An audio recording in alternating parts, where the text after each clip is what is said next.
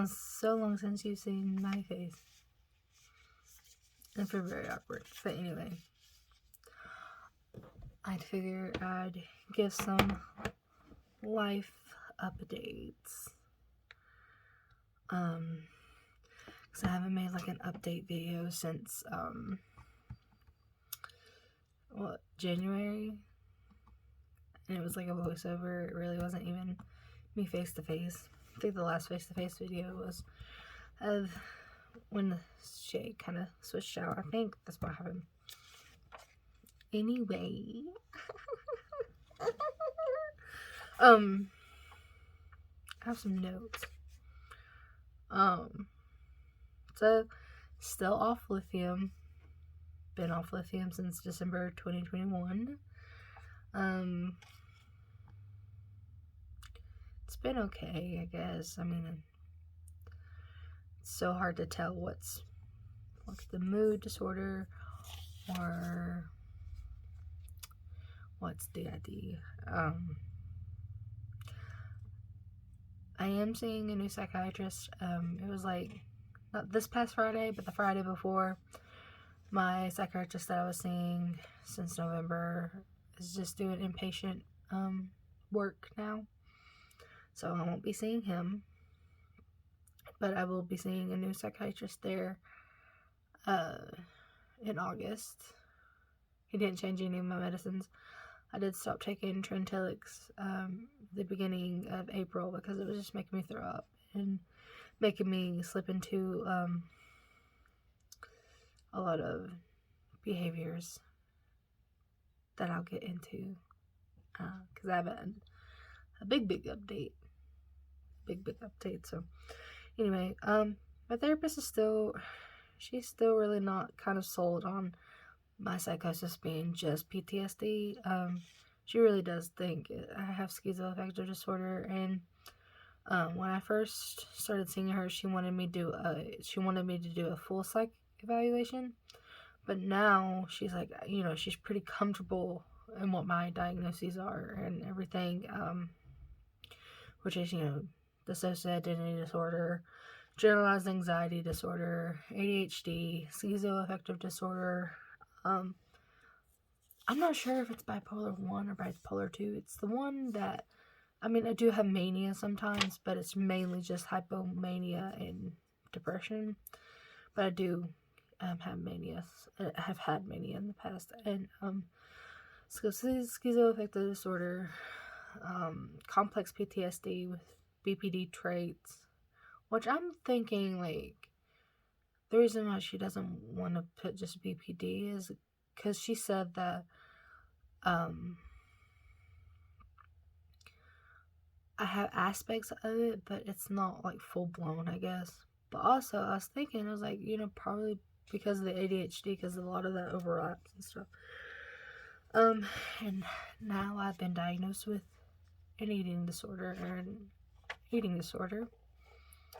And I guess that leads me to, like, my big update. I am in an eating disorder program now because I went to a weight management clinic and I saw the therapist there, and the first, I met her once, and then the second time she was like, you need more help than what I can give.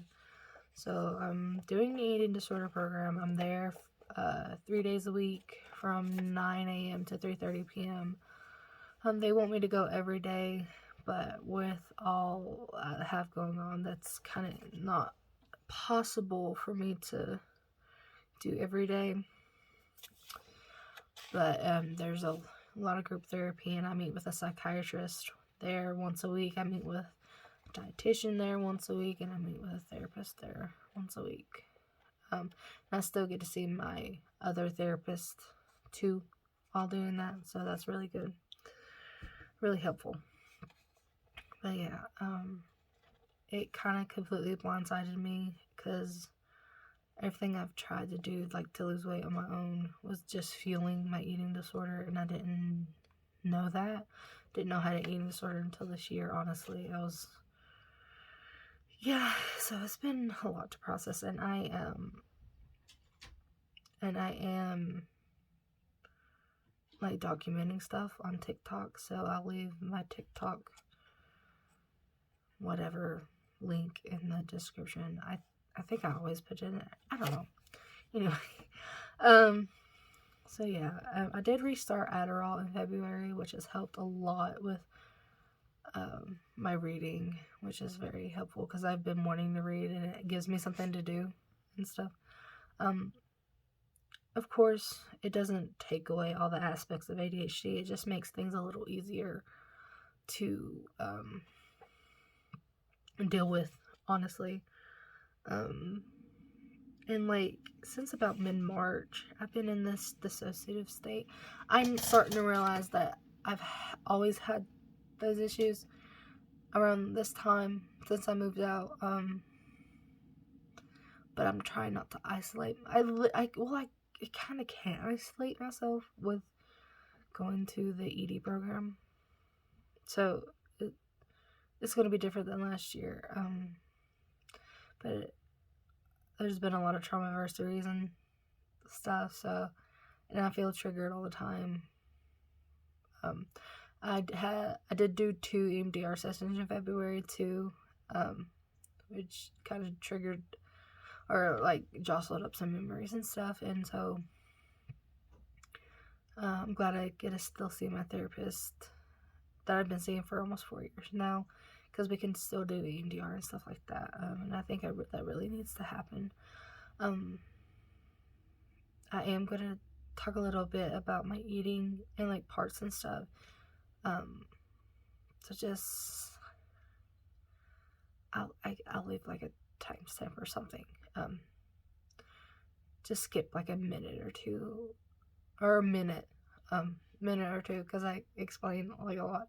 Anyway, they think, my therapist there at the eating disorder or ED program thinks that with my issue is like restricting, like me as Max, I used to restrict and stuff.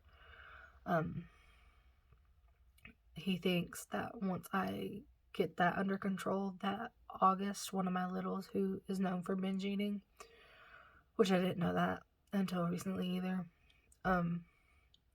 that his symptoms will probably die down, because a lot of my stuff is linked to trauma, and I didn't know that when you're nauseous from not eating, like from not making yourself eat, and you throw up, that's still a sign of, that's still like purging. I didn't know that, so this whole time out there in my life that I purged in that way, because I restrict a lot and everything, and always have, looking back, and it's just been an issue.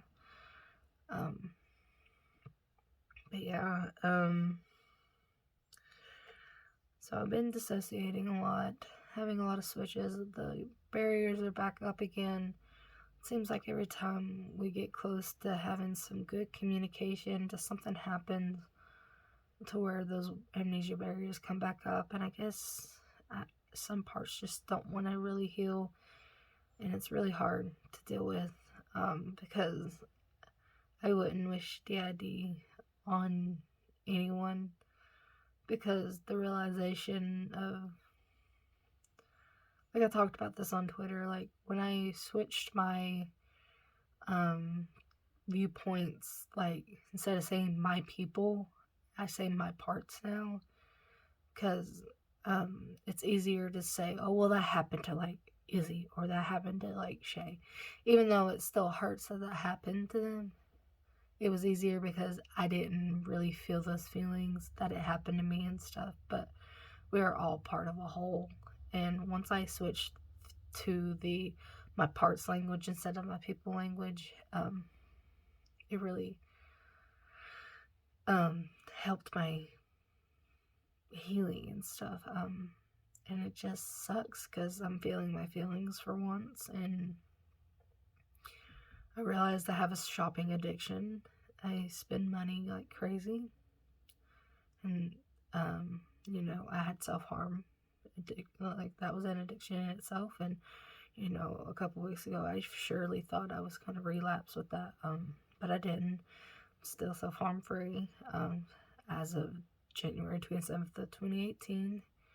So that's 4 years now, so that's good. But that's where my addictions come from, is like controlling what I eat and everything and all of that, and then the self-harm and the spending. I'm very thankful that it could have been so easy for me to be addicted to drugs. And I'm very thankful I had that willpower, and I'm thankful that my system had that willpower to not be like my mom and my family and everything. So yeah, just dealing with a lot of dissociation, a lot of feeling small, and especially when starting this ED program, it has been hell, pretty much. It's a lot, and they know I have DID, and they specialize in, trauma and stuff like that, because a lot of eating disorders, that's what it stems from, is trauma. And yeah, I have surgery coming up May 19th, so next week,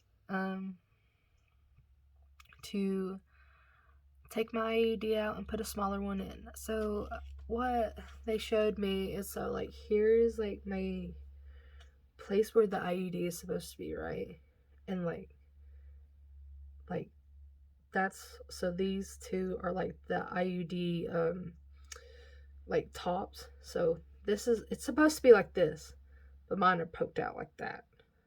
So it's too big for my little pituitary. For my little yeah. So they're gonna put a new one in and have to be under sedation, because they realize I have a lot of trauma and stuff like that. The ultrasounds that they didn't get good imaging of it and everything, so they're gonna do ultrasound and a pelvic exam under anesthesia. I'm scared for that, because I know I'm gonna hurt, and I guess being prepared for the hurt is better than not being prepared. But yeah,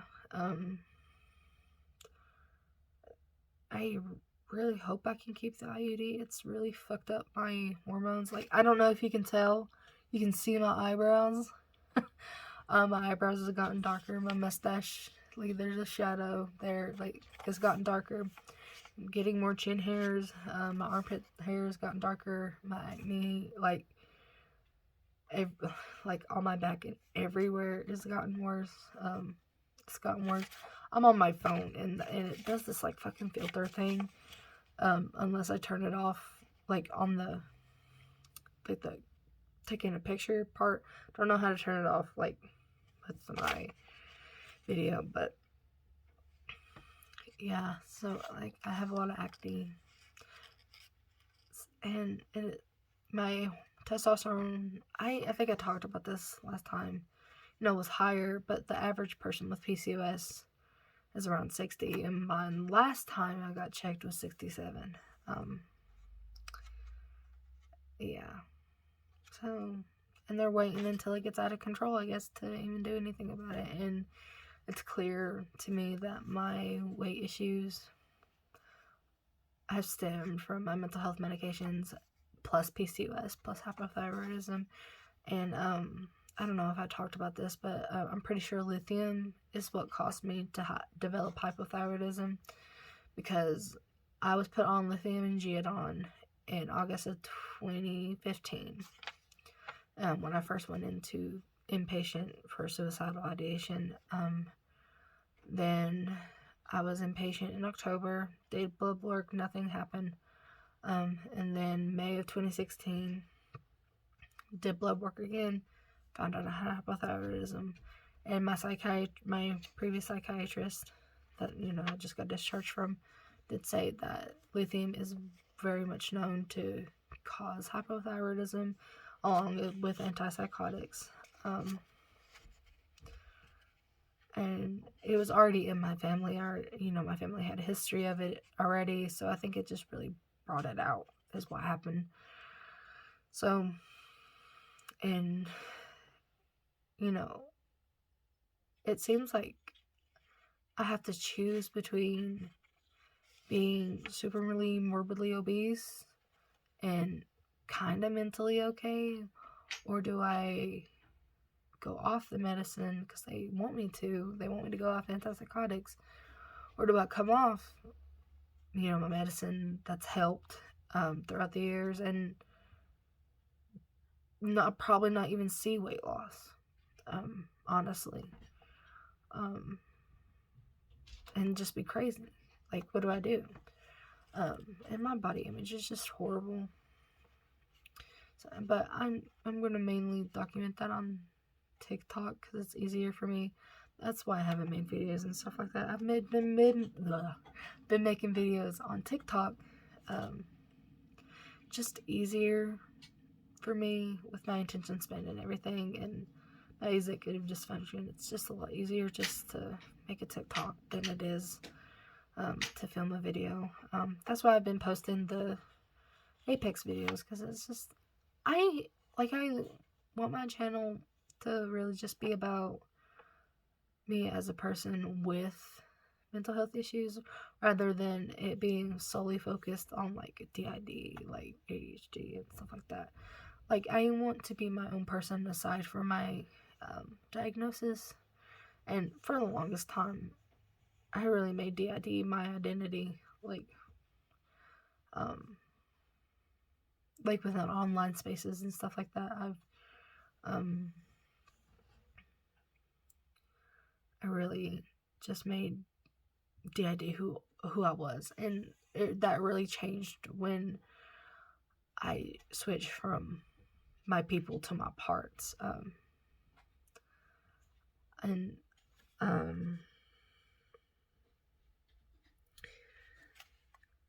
Like, I don't know, like, what our path is. I don't know if Final Fusion is our path. Don't know. I don't really have a goal. It's just, I want to be able to go on through life without being triggered so much by every little thing. And I want to be able to live my life and remember, like the good times. Because when you have those dissociative and the amnesia barriers, unfortunately, you lose the good times too, like in childhood. Like, I know there were some good times because I got some of that back. Like, when you have this trauma disorder, you lose those good times too. And like throughout high school and stuff like that, and there's so much that I lost because adults were jackasses. And failed me as a child. I don't know what our goal is, and I don't really want to think about it. I want to work on our communication, our dissociation, our switching and stuff like that. I want to work on the hurt, honestly, and whatever, even if it is like parts that fuse and whatever have you, and I just want to be able to be someone who can function without like breaking and spiraling at a drop of a hat. That's my goal. I really don't have the mindset of functional multiplicity or final fusion. I don't think like that. I want to work on myself and like the hurt, and whatever comes with that. I in the past was like, no, we must be functional multiplicity. We like final fusion, like is like dead, and like alters die and stuff like that. I used to think like that, like years ago, way before like anybody was talking about final fusion like they are now. I used to think, I was like, well, is that not like, aren't they gonna be dead? No, that's not what it is. And Maria did fuse West May, and that was actually, it was helpful in some ways, like with my gender identity. It really did help. With my want to have kids, it really did help. But also I did notice like the ED got a lot worse. Like I started slipping back into those behaviors again. So yeah, So it comes with, positive and negatives, like everything with life. Everything is not black and white, and I have such a big issue with black and white thinking and everything, and trying to unlearn those patterns and those thought behaviors, and sadly that's going to be like the rest of my life. I mean, this is going to be the rest of my life. Like, I have to learn how to cope and use those coping skills for the rest of my life,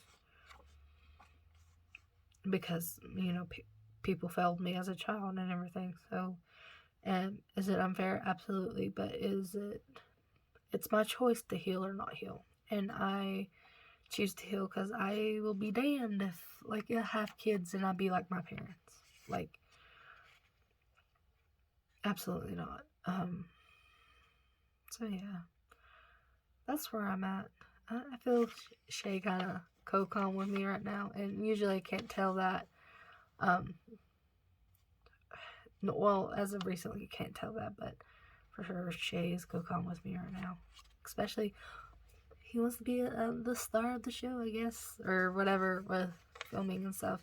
Usually when we start talking about stuff like this, he's usually the one helping talk and stuff. But sadly, the only way out is through, and the only way to heal is to process what happened to you. And it hurts. It's easier to stay sick. It's a lot easier to stay sick. Even though it's miserable, that misery is very comfortable. And it hurts to heal. It hurts so bad. And it seems like it is easier just to give up and just stay sick. But it's so much worth it. It's so worth it to heal. I'm not only saying that for whoever's watching, I'm saying that for myself, to look back in a year's time and see where I was at. Because hindsight is 20/20. Like, you don't realize, like looking back what you've been through and like how far you've come. And it's easy to sell yourself short, and I definitely sell myself short a lot of the time. And I still slip up and be like, well, that didn't happen to me, that happened to Shay, or it happened to Izzy. No, that happened to me. That happened to us. That happened to all of us, and that's just the reality of DID. That child was hurt and just fragmented. So yeah, it's kind of nice making a video like this, kind of like therapeutic in a way, to kind of get it all out and kind of share what's happening. Because, who knows, someone might need to hear this. So yeah, so the only way out is through, and you are very loved, and you are valid, and you are very important, and I hope you continue to heal. And if you are unable to access professional help right now, I really hope you strive to be able to do that, because professional help is very much needed. Very much needed, because you can re-traumatize yourself. You can just go down a slippery slope. And I hope one day you're able to get the help you need. I was very lucky that I was able to get the help I needed, and I realized that. And I always preach, like, you need to go to therapy, but it is hard. It is hard, and some people don't have the means. So yeah, so just, this is nice seeing you, and I hope you keep on keeping on. Also, another quick life update. Me and my boyfriend Mac are now dating my best friend of 14 years. I'm just gonna call him Ghosty. Yeah, so we're all together now, and that's a very positive thing that happened this past March. So yeah, I just wanted to pop in and say that.